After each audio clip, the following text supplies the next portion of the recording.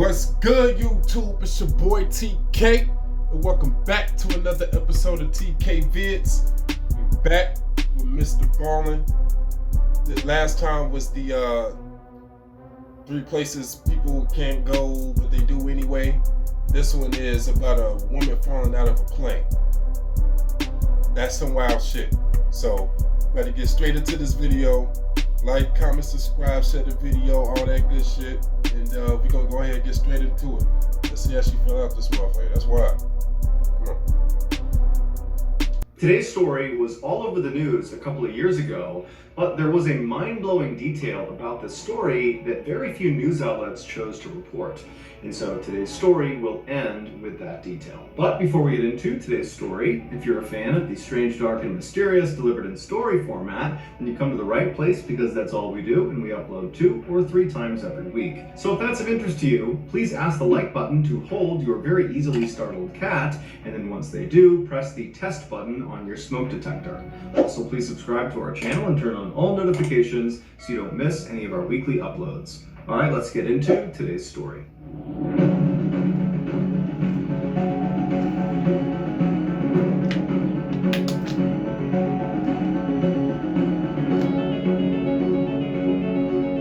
On April 17th, 2018, 42-year-old Holly Mackey sat down in aisle seat 14C on a Southwest Airlines plane. That morning, she, along with 143 other passengers and the 5 crew members, would be flying from New York City to Dallas, Texas. And then after that 4-hour flight, Holly would get off that plane and board another plane from Dallas to Oklahoma City, where she lived. But luckily, that flight was only about an hour long. After Holly buckled her lap belt, she put her carry-on bag under the seat in front of her, and then she waited to see who was going to be sitting in the 2 seats to her left. A few seconds later, a 43-year-old bank executive and mother of 2 named Jennifer Reardon came walking down the aisle and stopped right outside of row 14 and turned into the aisle towards Holly. And Holly, who was kind of keeping her head down, she noticed there was this person standing outside of her aisle, and so she turned and looked up, and looking down at her was this big bright smile, and Jennifer said to her, "Hey, can I sit next to you? Is anybody using those seats?" And Holly would say, "Nope, I'm here by myself, go right ahead." Unlike other airlines that would assign seats to all of their passengers before they boarded, Southwest Airlines has an open seating plan. What they do is they basically group passengers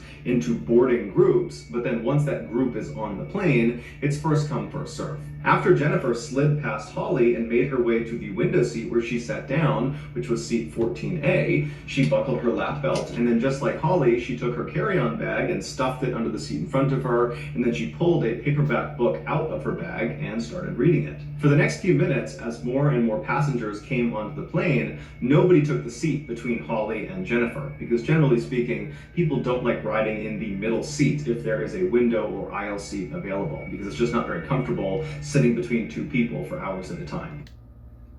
Depending on how long the flight is, I really don't give a fuck.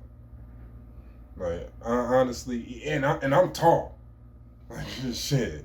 There's somebody who's 6'6" that's talking about this shit. No, but I'm not, I really don't give a fuck. As long as I get there. Because either way it go, I'm going to be uncomfortable regardless. I don't want the window seat because I'm too tall for that shit. And I at least want to stretch my legs out. So I really want the aisle seat. If I don't get the aisle seat, like shit, I get the middle seat. I really don't want the window seat. I don't really need it. I mean, I would sit there, but I really don't give a fuck about the middle seat, to tell you the truth. But eventually, the only seats left. But I need that aisle seat, though. I definitely need that aisle seat. And there'll be people that give me the aisle seat off rip. Like, for real, I came up a lot on these flights. On Southwest. Just because I'm tall walking through there, they say, yeah, go ahead, get that. Flight attendants let me have my leg out and shit. Yeah, I'd be decent on the plane though. Low key. Were middle seats. And at some point, this preteen girl who had her head buried in her phone, she comes onto the plane and she works her way down and she stops outside of row 14 and she very politely asks Holly if she can sit between her and Jennifer.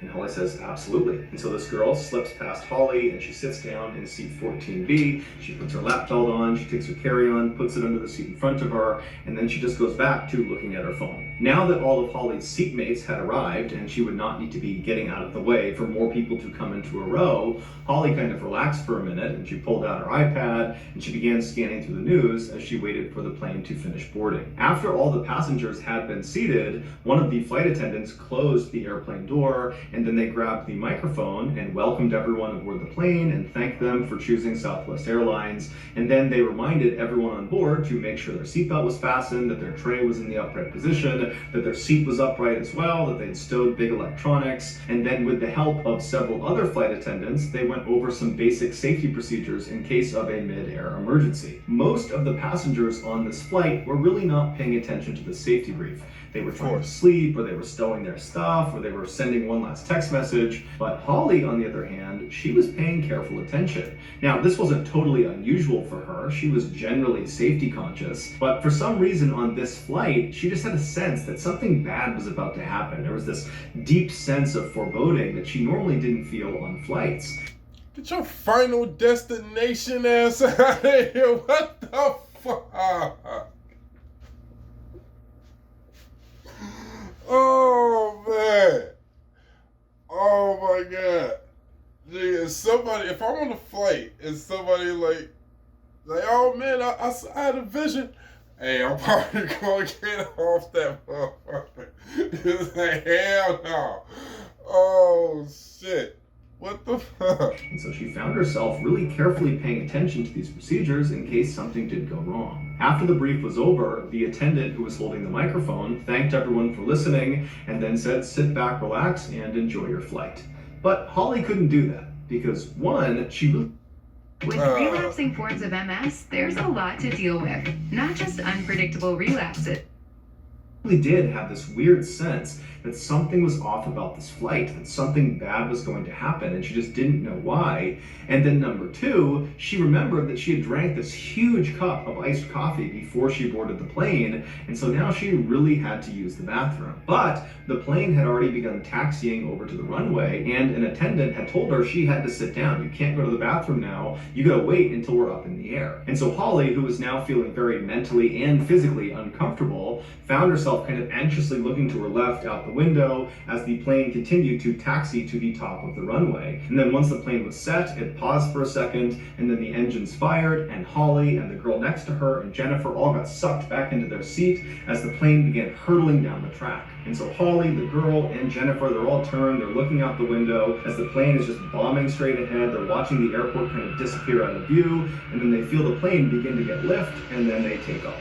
As the plane rapidly ascended, Holly turned away from the window and just sat back and closed her eyes and was just picturing that moment when they reached their cruising altitude, and she would hear that chime in the cabin, and then the captain would come on the intercom and say, we've reached our cruising altitude, it's now safe to get up and walk around, at which point Holly was going to run to the bathroom. And so when the plane finally got to a point where Holly felt like they were starting to level out, they probably were going to be at their cruising altitude soon, Holly preemptively undid her seatbelt and turned to face the aisle, getting ready for that chime in the cabin so she could get to the bathroom as soon as possible. But that chime didn't happen. Instead, when they reached their cruising altitude, the captain came on the intercom and she would tell everyone that they had reached their cruising altitude, but no one could leave their seats yet. They were expecting some fairly rough air, some turbulence. And so Holly was totally frustrated and disappointed, and she let out this audible grunt out of frustration. And Jennifer, who had her head in her book, she hears this grunt and she turns to look at Holly to make sure she's okay. And at the exact same time, Holly found herself kind of looking down and turning towards the window to look out the window, and she made eye contact with Jennifer. And immediately Holly recognized that Jennifer thought something was wrong with her, and she was kind of looking at her to make sure she was okay. And Holly just goes, I really have to go to the bathroom. And so at this, the two women kind of laughed about Holly's plight because it was kind of funny that she desperately needed to go but wasn't allowed to. And so eventually Jennifer just said, I'm sure they'll let you go soon. And then Jennifer went back to her book, and Holly went back to anxiously waiting to use the bathroom. And the girl sitting between them did not care at all. She was not listening to them. She didn't care. She had her head buried in her phone. I need to know if she put a seatbelt on or not. Back on. Because if somebody fell out of the plane, what's up with that seatbelt? He's probably about to say it now, but I need to see what's up with the seatbelt, man. What's going on? Because if I remember correctly, she took it off. or at least loosened it. I need you to do something about that. For several minutes, Holly started to worry that it might be a while before she was allowed to get up and move around, because she's looking at the flight attendants and they're all buckled into their jump seats and they were hitting some turbulence. And so Holly's thinking, okay, I gotta do something to take my mind off of this discomfort. Not only the physical discomfort of needing to use the bathroom, but also that strange foreboding. It just was not going away. And she didn't know what it was, but she just had the sense that something bad was going to happen. And so Holly decided she would do some work. And so at 11:04 a.m. Eastern, she reached down below the seat in front of her and began fishing around in her bag for her laptop. Before she could grab it, she heard two deafeningly loud sounds in rapid succession. The first was a popping sound that came from outside of the plane near the left wing. And the left wing was right outside of their window. And then she heard this whooshing sound that went through the entire cabin. It was like a high-powered vacuum. And then the entire cabin became freezing cold as the plane banked hard to the left. After all this happened, in this fraction of a second, Holly sat up, and it was like she was immediately in shock. She's looking out across the other seats, and she sees all those oxygen masks have deployed from the ceiling. People are screaming, the attendants are running up and down the aisle trying to help people put their masks on as the plane is hard banking to the left, and Holly just kind of robotically reaches out and grabs the mask right in front of her, and she tries to put it on, but despite having listened intently to the safety brief, it was like her hands didn't work and she couldn't get the band to extend long enough to put it over her head. And so she's fumbling with this mask, still in shock. She can't believe this is actually happening. This is how she's gonna die. And then it's like she snaps out of it and she forgets about the mask and she turns left to make sure the girl and Jennifer were okay. And what she saw was absolutely horrifying. That popping sound she heard outside of the plane was the sound of the engine underneath the left wing exploding. And when it detonated, the cowling, which is the outside of the engine, kind of protects the engine, it broke apart. And one of the pieces of this cowling flew and hit the side of the aircraft, and it struck the window of row 14, Holly's row. And when it did that, it shattered the window completely, causing an explosive decompression of the cabin. When even a small hole opens up in a plane flying miles above the earth, that hole will create hurricane-like forces inside of the cabin. And so anything that is not completely anchored down, including people, will get sucked out of that hole. That also explained that whoosh and drop of temperature too. Damn. And in this case, that's what happened. When that window broke open, Jennifer, who was sitting closest to it, was immediately sucked through the window. Now, she was not completely ejected because her seatbelt kept her from going completely out the window, but her entire upper half was now wedged outside of the plane. As for the girl sitting next to Jennifer, in between Jennifer and Holly, she was still getting pulled towards the window because Jennifer, even though she had been pulled out, there was still segments of the window that were open. And so there was still suction towards the window. And so Holly instinctively reached over and grabbed this girl and pulled her in tight to her chest. And then with her left arm, she reached behind the girl and grabbed the belt of Jennifer. And she tried to pull Jennifer back into the plane, but she could tell there was no way she could pull her back. The forces pulling Jennifer out of the plane were far too strong. Holly remembers thinking, someone is going to know this is happening. There's got to be a sensor or something. The flight crew has got to be aware that a person is getting pulled out of the plane.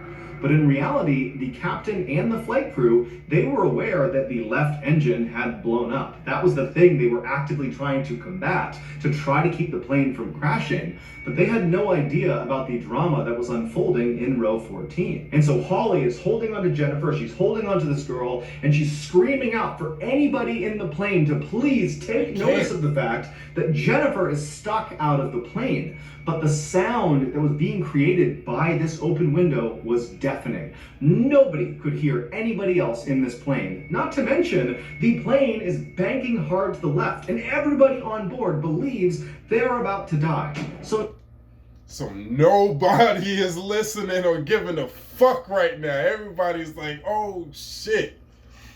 Damn, is she just out? Oh man, bro. That's fucked up. That make you reconsider about taking the window seat. Oh man. See, good thing why I send the out. Oh man. Thank God for these long legs. I gotta get the aisle seat every time. Man, that's crazy. No one is looking around, taking stock of what's going on and assessing what to do next. Everybody's in survival mode and is basically just focused on themselves. And so despite Holly yelling out and trying to wave to people, it was worthless. Jennifer was just stuck out the window and no help was coming. And so for several minutes, Holly is just holding on to Jennifer. She's holding on to this girl. She's screaming out for help, but no one's hearing her. And then eventually, as the plane began to come back from its bank, and it seemed like the pilot was taking control of the craft, even though it was deafening inside and it was still terrifying, people began to open up their blinders a little bit and they started to look around, and some people sitting in the vicinity of row 14, they noticed what was going on with Jennifer and they began yelling and waving for the flight attendants. But again, the sound from this window was deafening. There was just no way the attendants could hear them. And even though everyone's waving at the attendants are very preoccupied. They're dealing with the people right in front of them who are all very worried and concerned. They're trying to talk to the captain about what they need to do next. And so they did not see there was this emergency happening. And so for several more minutes, Jennifer is just stuck out the window with nobody helping her. And it was during this time, as Holly is holding onto her waist and she's holding on to the girl, that Holly is thinking, you know, Jennifer, she's been stuck outside the plane where there's no oxygen for almost 10 minutes. Nobody can survive that. And Jennifer's been forced through this window that's not big enough to have a person fit through it. And so Holly found herself moving her leg. Then on top of that, the force of the wind while the plane is going. Like, I knew once she, oh yeah, she's dead. She's dead. Automatically. I thought he was gonna say like her whole top half ripped off because the seatbelt was still on. But she dead. Man, that's crazy. Left hand that was gripping onto Jennifer's waist, she just let go of it, not because she was trying to let go of Jennifer. Frankly, her hand was not keeping Jennifer from going anywhere. It was just kind of habitual that she was holding onto her waist. So she takes her hand off of her waist and she just places it right in the center of Jennifer's back. Like she was comforting Jennifer. She was showing Jennifer that you're not alone. We can't help you, but you're not alone. And the woman in row 15, an older woman, she saw Holly do this and she reached across and she put her hand on Holly's back. It was like everybody knew this is a total crisis, but there's just nothing we can do, even if it's killing Jennifer. Despite the damage to the left engine from it exploding, the captain, Tammy Jo Schultz, who was a longtime veteran of the airline, she was able to combat this hard bank to the left and she regained control of the plane, at which point, through the intercom, she was able to bark out orders that were loud enough for the flight attendants to actually hear what was going on, and they were instructed to get up and walk down the aisles and make sure the passengers are okay. And this is when the crew spotted Jennifer. They acted quickly and rushed over and they grabbed Holly and the girl next to her and they safely got them out of that row and moved them to a different row. And then once they were gone, two men named Andrew and Tim, they volunteered to go in row 14 and pull Jennifer back into the plane. They knew the risks. They pull her in, there is still an opening in this plane, and they could very easily just get sucked out themselves.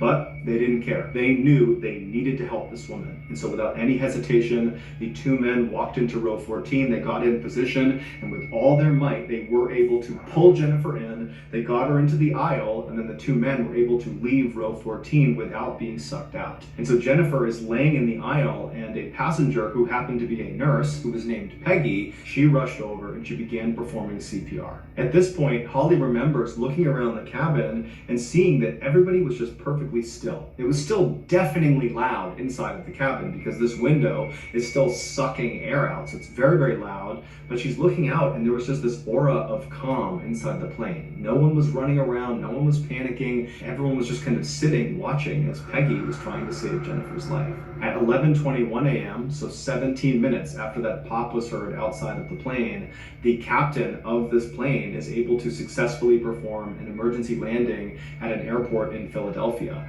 And as soon as they touched down on the runway, the captain had already coordinated with a medical team who was standing by, and they rushed on, they grabbed Jennifer, they rushed her out, they got her to the hospital, but unfortunately she didn't make it. She died from blunt force trauma from having been forced out of that window. It was just too small, and it happened too suddenly, and it killed her. Holly was obviously very shaken up by this experience.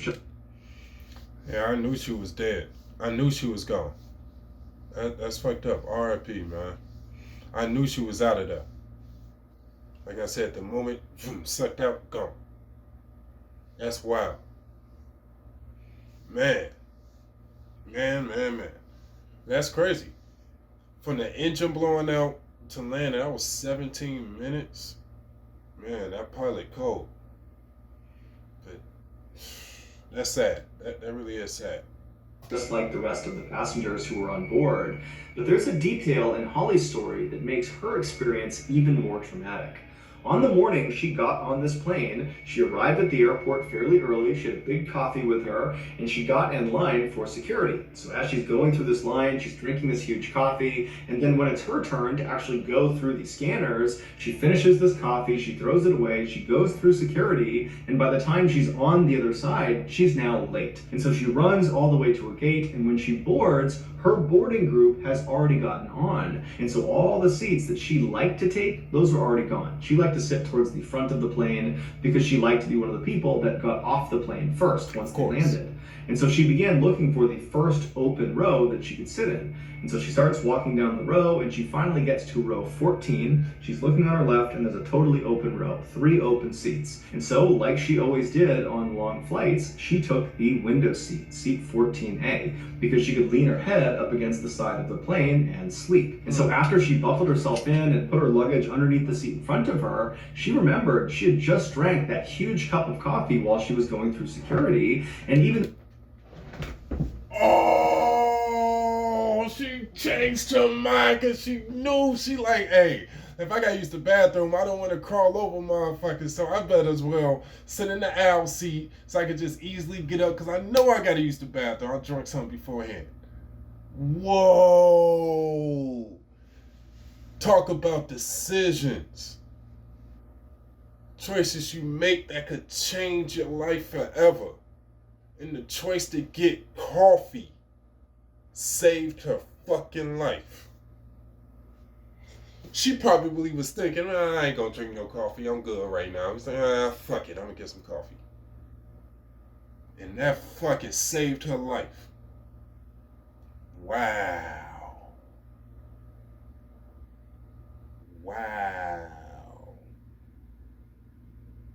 The decision to get a drink changed her life forever. Think about that. Wow. Though she didn't have to go to the bathroom right then, she expected to probably have to go a couple of times once they took off. And so, not wanting to disrupt the 2 people that were inevitably going to take the 2 seats next to her by constantly all flight long getting up and sneaking past them to go to the bathroom over and over again, Holly decides, you know what, I'll just move, I will sit in the aisle seat. It's not as good because I can't sleep, but at least this way I can get up and use the bathroom without disrupting the people I'm sitting near. And what if those people came sooner before she made that decision? That's a combination of things. Wow, that's crazy, man. And so she unbuckles herself, she reaches down, she grabs her bag from underneath the chair in front of her, she stands up and she moves 2 seats over to the aisle seat of row 14. She sits down, she puts her seatbelt on, she puts her luggage under the seat in front of her there, and then as she's kind of getting herself situated, she sees someone has stopped right outside of row 14. And so she turns, and looking down at her is the smiling face of Jennifer Reardon.